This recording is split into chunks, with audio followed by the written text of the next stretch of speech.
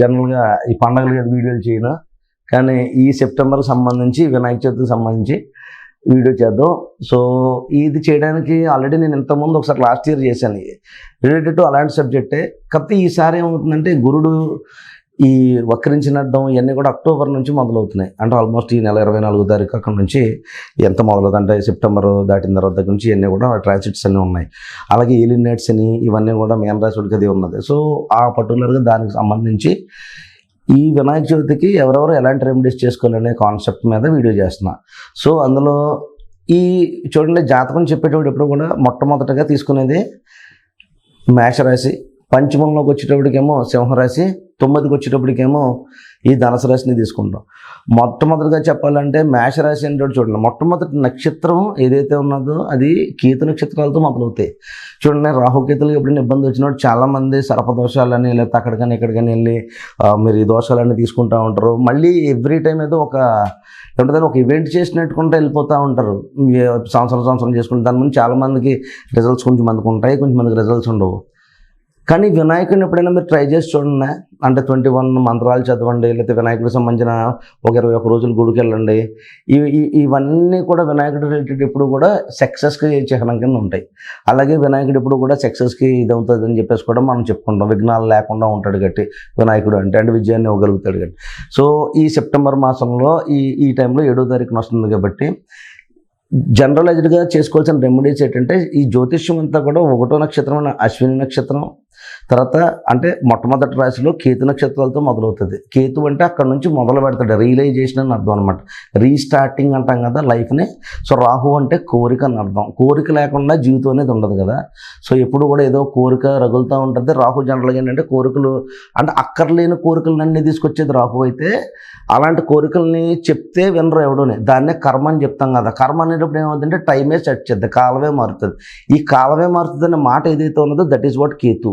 Ketu brings realisation. నేను మొన్న ఏదో కామెంట్ చదివాను, ఏదో ఒక భాషలో చెప్పని చెప్పేసి పెట్టాడు మెసేజ్. చాలా మంచిదే, కానీ కొంచెం నాకు ఇంగ్లీష్ కూడా అలవాటు అవ్వడం, జనాలు ఈ మధ్యన అందరూ కూడా ఎడ్యుకేట్ అయ్యి ఉన్నారు కాబట్టి పెద్దగా ఏం ఫీల్ అవ్వరని నేను అనుకుంటున్నా. సో ఈ రియలైజేషన్ ప్రాసెస్కి సంబంధించి కేతు అంటే పనిష్మెంట్ ప్లానెట్స్ అని చెప్తాం.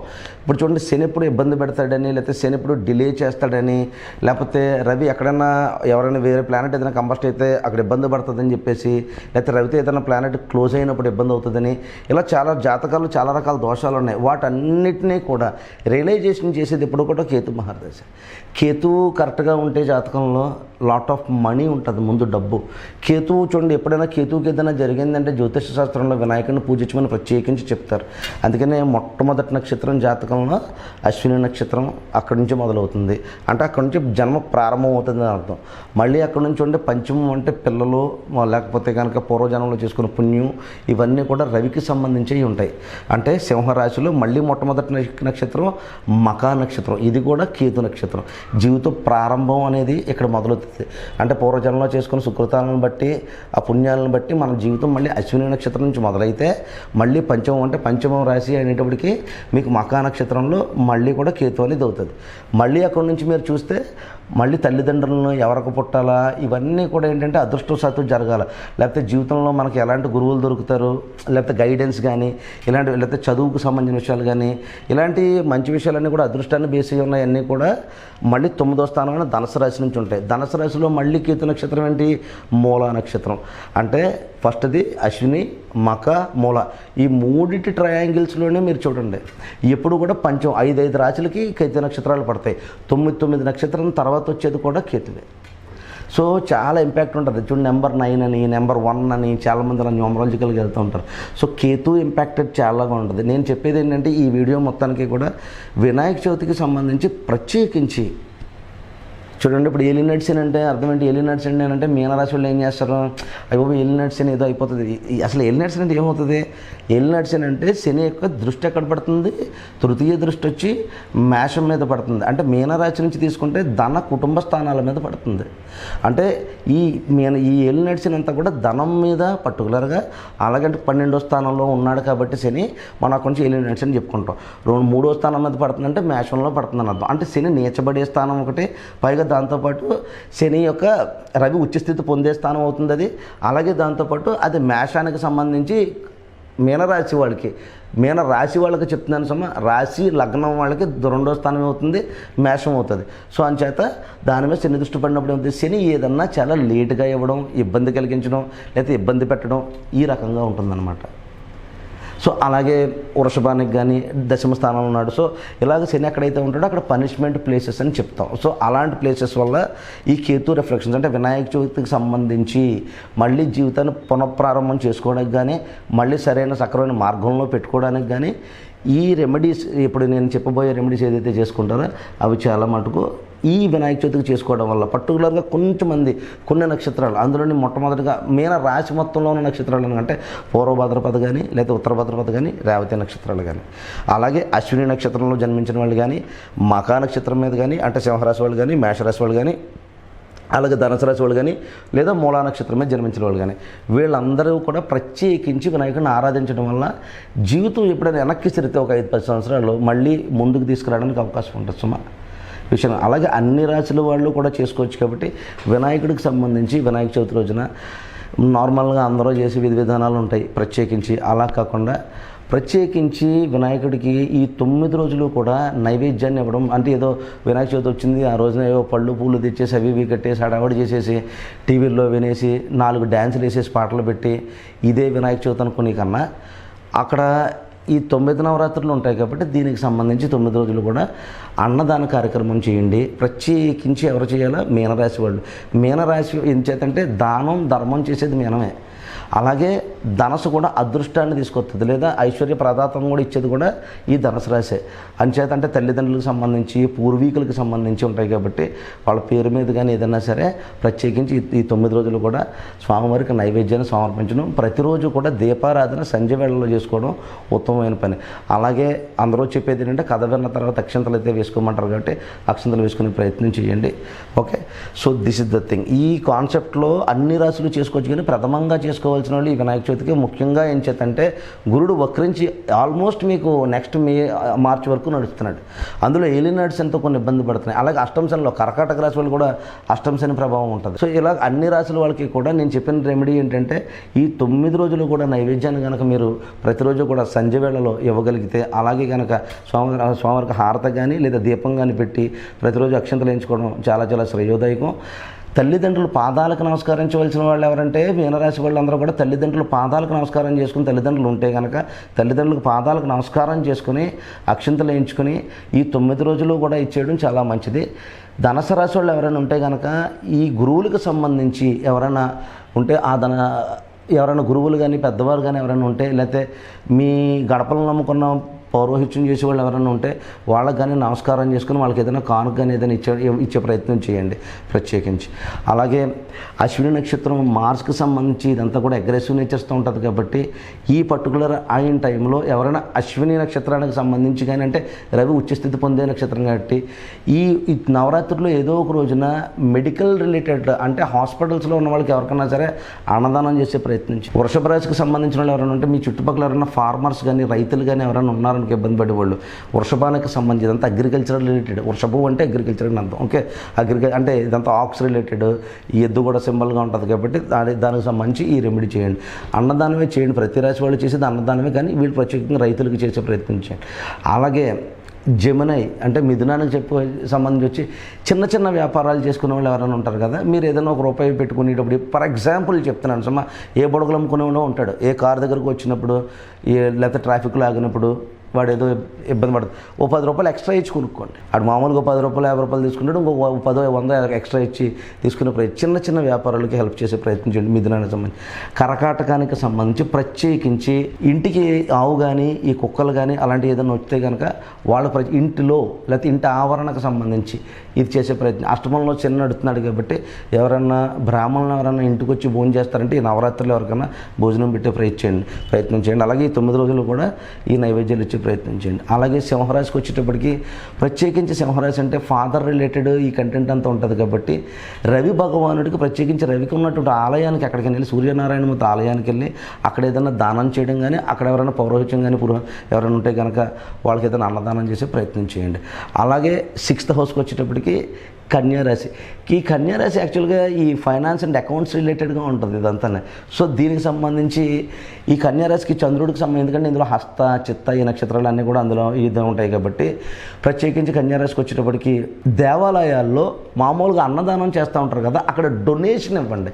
మీకు మళ్ళీ చెప్తున్నాను, కన్య అంటే ఈ కన్యారాశికి వచ్చేటప్పటికి ఇందులో శుక్రుడు నీచత్వం పొందుతాడు. చాలామంది హస్త కానీ చిత్త కానీ వీళ్ళకి మెరిటల్ లైఫ్స్ బాగోవు. అలాగే మీనానికి కూడా శుక్రుడు అక్కడ ఉచ్చస్థితి పొందినా కూడా వాళ్ళకు కూడా మెరిటల్ లైఫ్ సక్రమంగా ఉండవు. ప్రత్యేకించి ఈ మీనం కానీ కన్య కానీ ప్రత్యేకించి చేసుకోవాల్సింది ఏంటంటే కనుక మీరు దేవాలయంలోకి వెళ్ళి అన్నదాన కౌంటర్ దగ్గర డొనేట్ చేయండి. ఒక 108 ఇలా ఒక లెక్క వచ్చేటట్టుగా, లేకపోతే 21 11 అలా మీకు ఎంత కుదిరితే అంత డొనేట్ చేయండి. అది మీరు వేలలో చేసుకుంటారు, రూపాయల్లో చేసుకుంటారు అనేది మీ మనసే ఆన్సర్ చేస్తుంది కాబట్టి మీకు తోచినంత చేయండి.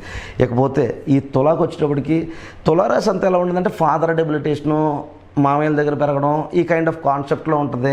లేకపోతే ఇప్పుడు ప్రజెంట్ ఎడ్యుకేషన్ అంతా కూడా ఇప్పుడు ఆల్రెడీ గురుడు వృషభానికి వచ్చాడు కాబట్టి గవర్నమెంట్ జాబ్ లేట్ అవ్వడం కానీ, లేకపోతే ఎక్కడైనా రెస్పెక్ట్ కొంచెం ఇబ్బంది అవ్వడం కానీ, లేకపోతే రెస్పెక్ట్ పోవడం కానీ, అంటే కొంచెం జీవితం అటు ఇటు గాడి తప్పుతా లేకపోతే ఇటు సైడ్ వెళ్తుందో తెలియకుండా ఈ కైండ్ ఆఫ్ వేవ్లో ఉంటుంది. ఎందుకంటే గురుడు వక్రించి నడబోతున్నాడు రేపు అక్టోబర్ 24 దగ్గర నుంచి. తులారాశి వాళ్ళు చేసుకోవాల్సిన రెమెడీ ఏంటంటే కనుక తులారాశికి సంబంధించి రవి నేర్చబడి ఉంటాడు కాబట్టి వీళ్ళు కూడా గోధుమలు అవి దానం చేసుకునే ప్రయత్నం ఏదైనా చేసేలాగైతే ఈ నవరాత్రుల్లో ఎక్కడైనా గోధుమ దానం చేయండి. ప్రత్యేకించి ఈ తులారాశికి సంబంధించి చెప్తున్నాను, ఇది బ్యాలెన్స్డ్ సైన్. ఓకే, ఇందులో ఉచ్చస్థితి పొందేది ఎవరు? శని. ఇందులో నీచస్థితి పొందేది ఎవరు? రవి. అంటే తండ్రి కొడుకులకు సంబంధించిన బ్యాలెన్స్డ్ సైన్ ఇది. అందులోని కాలపురుష చక్రరీత్యా సప్తమ స్థానం శుక్రుడి యొక్క స్వక్షేత్రం అవుతుంది కాబట్టి, అంటే శుక్రుడి యొక్క ఇల్లు అవుతుంది కాబట్టి సప్తమ స్థానం బ్యాలెన్సింగ్గా ఉంటే కనుక, అంటే ఇక్కడ గోధుమలు దానం చేయడం ఇది చాలా ప్రాముఖ్యం. అలాగే లేదా గోధుమలతో తయారు చేసిన ఏదన్నా ప్రసాదాన్ని ప్రత్యేకించి నవరాత్రుల్లో వినాయకుడికి కనుక ఇచ్చి మీరు అనుకున్నటువంటి సంకల్పం ఏదైనా చెప్పుకున్నా కూడా ఇది బ్రహ్మాండంగా పనిచేస్తుంది. ఇకపోతే చంద్రుడు నేర్చబడే స్థానం ఏది? ఈ అనురాధ నక్షత్రమే చంద్రుడు నేర్చబడతాడు కాబట్టి వృశ్చికానికి సంబంధించి, వృశ్చిక రాశి కాబట్టి వృశ్చికానికి సంబంధించి ఇక్కడ చంద్రుడు నేర్చబడతాడు. చంద్రుడు అంటే వెల్త్ రిలేటెడ్, మైండ్ రిలేటెడ్, మనస్కారకుడు. క్షణంలో మనసు మార్చేసి చూడండి, ఎప్పుడైనా మనం చాలా తప్పులు మనసుని కంట్రోల్ చేసుకోలేక చేస్తుంటాం. అంటే ప్రశాంతత, చాలామందికి డబ్బు ఉండొచ్చు లేకపోతే ఏదో ఉండొచ్చు, మనశ్శాంతినిచ్చేది చంద్రుడే. సో ప్రత్యేకించి ఈ నవరాత్రుల్లో వినాయకుడితో పాటు అష్టలక్ష్మి ఆలయాలు ఏదైనా ఉంటే కనుక ప్రత్యేకించి అక్కడ చక్కెర పొంగలి ఏదన్నా నైవేద్యం కింద ఇచ్చే ప్రయత్నం చేయండి. ఈ విషయాన్ని గమనించండి. అలాగకపోతే ఇంకా ధనుసు రాశికి వచ్చినప్పుడు ఈ ధనుసు రాశి అంతా కూడా మూలా నక్షత్రం, అమ్మవారికి సంబంధించిన పూర్వాషాఢ నక్షత్రం, శుక్ర నక్షత్రానికి సంబంధించి ఈ రోజులంతా జనరల్గా ఈ సాగిటేరియస్ అంటే ధనుసు రాశి అంటే వీళ్ళు నార్మల్గానే దానాలు ధర్మాలు ఎక్కువగా చేస్తూ ఉంటారు. కానీ ఇక్కడ ఒక విషయాన్ని గుర్తుపెట్టుకోండి, ఈ ధనుసు రాశి వాళ్ళు ఎవరైతే గురువులు ఉన్నారో, పూర్వం లేకపోతే ఎవరైనా గురువులు కానీ ఎవరైనా ఉన్నా, లేకపోతే ఇంతకుముందు మీ ఇంటికి ఎవరైనా గురువులు వచ్చినా, లేకపోతే మీ నాన్నగారి దగ్గర నుంచి ఏదన్నా ఉన్నా, లేదంటే పలానా వాళ్ళు ఉండేవారా అని చెప్తారు కదా, అలాగా మర్చిపోయిన గురువులు ఎవరైనా ఉంటే వాళ్ళకి దానం కానీ ధర్మం కానీ చేసుకోవడం కానీ, లేకపోతే వాళ్ళకి కానుక రూపంలో ఏదైనా ఇవ్వడం కానీ చాలా శ్రేయోదాయకం. ఇకపోతే కుజుడు ఉచ్చస్థితి పొందేది, గురుడు నీచపడేది మకర రాశి. సో మకర రాశికి వచ్చేటప్పటికి ఏమంటే మకరానికి జనరల్గా కెరియర్ ప్రాబ్లమ్స్, డిలేడ్గా ఉండడం, లేకపోతే ఒక దగ్గర ఎక్కువగా పనిచేసినప్పటికీ కూడా కరెక్ట్గా ఉద్యోగం మానే సందర్భానికి వచ్చినప్పటికి కీర్తి ప్రతిష్టల్లో ఇబ్బంది పడడం, రెస్పెక్ట్ ఇబ్బంది అవ్వడం, లేకపోతే సమయానికి జీతం అందుకోవడంలో ఇబ్బంది అవ్వడం, లేకపోతే వచ్చిన జీతం పూర్తిగా సరిపోకపోవడం, అంటే మిడిమిడిగా ఉంటుందన్నమాట మకర రాశికి సంబంధించి. అందులో నేను ఇప్పుడు ఈ మాట అన్నాను కదని చెప్పేసి ఇప్పుడు పవన్ కళ్యాణ్ గారు ఇందులో ఉత్తరాషాఢ నక్షత్రానికి సంబంధించి ఉంటారు సుమా, అది కూడా ఈ రాశిలోనే ఉంటుంది. సో హైక్స్ ఉండొచ్చు, బట్ ఒకటైతే కొంచెం జీవితం అటు ఇటు మలుపులు తిరుగుతూ ఉండే రాశుల్లో మకరం ఒకటే. మనసు ఎప్పుడు కూడా, ఎందుకంటే శని యొక్క ఇల్లు ఇది, ఇందులో ఈ చంద్రుడు ఏ నక్షత్రం ఏదైతే ఉంటాడో అది అవుతుంది, ఆ యొక్క రాశి అవుతుంది కాబట్టి ప్రత్యేకించి ఈ మకరానికి వచ్చేటప్పుడు చేసుకోవాల్సిన నియమం ఏంటంటే కనుక ఇది మళ్ళీ కర్కాటకాన్ని వస్తుంది. ఎవరన్నా మీ పాత గురువులు ఎవరైనా ఉన్నారనుకోండి, అంటే స్కూల్ టీచర్స్ అని ఇలా అంటారు కదా, ఏదో గెట్ టుగెదర్ పార్టీలు పెడతారు, గెట్ టుగెదర్లు అక్కర్లేదు. మీకు మనసులో ఎవరైనా ఉండి మీ అమ్మగారు కానీ ఎవరైనా ట్యూషన్ చెప్పిన టీచర్లు ఎవరైనా కొంచెం వృద్ధులు ఎవరైనా ఉంటే అలాంటి వాళ్ళకి ప్రత్యేకించి ఈ నవరాత్రుల్లో ఏదైనా అన్నదానం కానీ వస్త్రదానానికి సంబంధించి కానీ ఏదైనా ఇచ్చే ప్రయత్నం అయితే చేయండి. ఇకపోతే కుంభానికి వెళ్దాం. కుంభం కూడా శని యొక్క స్వక్షేత్రమే. స్వక్షేత్రం అయినప్పటికీ కూడా ఇందులో కూడా ఏంటి, శతభిష నక్షత్రాలు, ధనిష్ట కొంచెం, లేకపోతే పూర్వభద్ర కొంచెం ఈ ఉంటాయి. సో ఈ సైన్కి వచ్చినప్పుడు ఎప్పుడు కూడా ఇది మళ్ళీ మీకు సింహరాశిని అక్కడి నుంచి సప్తమ దృష్టితో చూస్తూ ఉంటాడు అనమాట. మళ్ళీ రవి యొక్క సైన్ని ఇండికేట్ అవుతుంది. సో ఇక్కడ ఈ కుంభరాశికి సంబంధించి ప్రత్యేకించి దానం చేసుకోవాలనుకుంటే రాహువుకు సంబంధించిన ఈ గులాబ్ జామ్ కానీ లేదా రసగుల్లా కానీ స్వీట్ కంటెంట్ ఉన్నవి అని అర్థం సుమా. అలాంటివి ఎవరికన్నా ప్రత్యేకించి ఈ కుంభరాశి వాళ్ళు, ఇది యాక్చువల్గా గ్లోబల్ సైన్ అని చెప్తాం కాబట్టి ఈ రాశి వాళ్ళు ఎవరైనా సరే ప్రత్యేకించి ఓల్డ్ ఏజ్ హోమ్స్లో ఈ రసగుల్లాలు కానీ అలాంటిది ఏదైనా ఇచ్చే ప్రయత్నం చేయండి. ఈ నవరాత్రుల్లో నైవేద్యాలతో పాటుగానే ఓల్డ్ ఏజ్ హోమ్స్లో ప్రత్యేకించి ఎవరికైనా షుగర్ లేకుండా అలాగ లేకపోతే షుగర్ ఫ్రీ స్వీట్స్ కూడా అమ్ముతారు కాబట్టి అలాంటి దృష్టిలో పెట్టుకుని ఈ రాహు రిలేటెడ్ ఏదైనా ఇచ్చే ప్రయత్నం. ఎందుకంటే 4 పాదాలు ఇందులో శతభిష నక్షత్రమే ఉంటాయి. పూర్వభాద్రపద కొంచెం ఉంటుంది, అలాగే మీకు ధనిష్ట కొంచెం చేరుతుంది. కాబట్టి పూర్తిగా ఉన్నది ఏదైనా ఉంటే శతభిష నక్షత్రం. పూర్వభాద్రపదిలో కూడా ఎవరన్నా డొనేట్ చేసేటప్పుడు ఈ ఆశ్రమాలు ఏదైనా ఉంటే వాళ్ళకి షుగర్ ఉండే ఇబ్బంది ఏమైనా ఉంటే కనుక షుగర్ ఫ్రీ కానీ తినేవాళ్ళు ఎవరైనా ఉంటే కనుక అక్కడ ఈ స్వీట్స్ డొనేట్ చేసే ప్రయత్నించండి. ఇక మీనం ఆల్రెడీ చెప్పాను కదా, మీనానికి ఇప్పుడు ఈ కన్యకి marital problems, financial headaches, life ఇలా తిరుగుతుంటుంది. అది ఒక స్టీరింగ్ స్టైల్ ఇది. సో మీన రాశికి ప్రత్యేకించి రెమెడీస్ వచ్చేటప్పటికి పులిహోర కానీ ఎల్లో కలర్ రిలేటెడ్గా పులిహోర ఏదైనా ఉంటే కనుక ఈ 9 రోజులు కూడా మీరు ఎంతమందికి పంచగలిగితే సుమ, అందుకనే పులిహోర అని చెప్పాను. అందరూ చేసుకోవడానికి వీలుగా ఉంటుంది కాబట్టి ఈ పులిహోర ఎంతమందికి అయితే పంచగలరో మీ చేతితో అంతమందికి పంచండి. అలాగే దాంతోపాటు శనగలు ప్రత్యేకించి ఈ మీనరాశి వాళ్ళకి చెప్తున్నాను. ఎందుకంటే ఇక్కడ శుక్రుడు ఉచ్చస్థితి పొందుతాడు, బుధుడు నీచస్థితి పొందుతాడు. సో 2 ఇట్స్ ఉంటాయి. పైగా ఇది గురుడు స్వక్షేత్రం. సో అంచేదంటే ఏదైనా శనగలు ఏదైనా ఉంటే కనుక ఈ 9 రోజుల్లో కూడా ఈ స్వామివారి నైవేద్యం దగ్గర కొంచెం పెట్టి ఎవరికైనా పంచే ప్రయత్నం. ఎంతమందికి పంచగలిగితే మీనరాశికి అంత వెల్త్ అనేది జనరేట్ అవుతుంది. ఈ ఇందాక చెప్పినవన్నీ రెమెడీస్ కూడా వెల్త్ రిలేటెడ్ రెమెడీస్. ముందు మనశ్శాంతి ఉంటుంది, మనశ్శాంతి ఉంటే ఆటోమేటిక్గా డబ్బులు అయ్యి వస్తాయి. సో ఇది వీడియో బాగా లాంగ్ లెంత్ అయింది. సో మరొక వీడియోతో మళ్ళీ కలుద్దాం. సెలవు.